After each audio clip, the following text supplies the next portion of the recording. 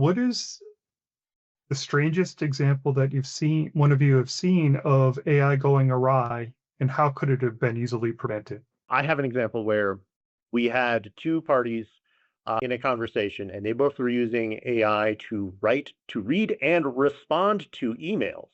And these people had an email chain that they were both on, and you could watch the rapid response of the AI going back and forth. And they had a whole conversation that was just these two AIs talking to each other.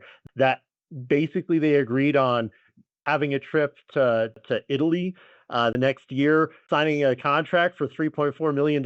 It was this cascade of just random things, and nobody stepped in the way. Well, the people who just were attached to this, who weren't in the AI chat, were basically just watching this thing happen. And yeah, it was literally like if there was any sort of like legal ramifications from that, it could have been bad, because you're really talking about two AIs where just going back and forth trying to be friendly to each other ended up coming up with this whole thing like, yeah, we're going to Italy next year. We've signed the 3.4 million contract. Everything's fine.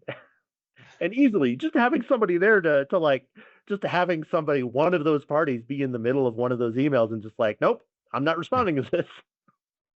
Yeah, I had a relative recently say, I haven't written an email myself in 2 years. And my first thought was, I hope you're reading what's being written. Yeah. Evidently they do, because they still have a job. But Yep.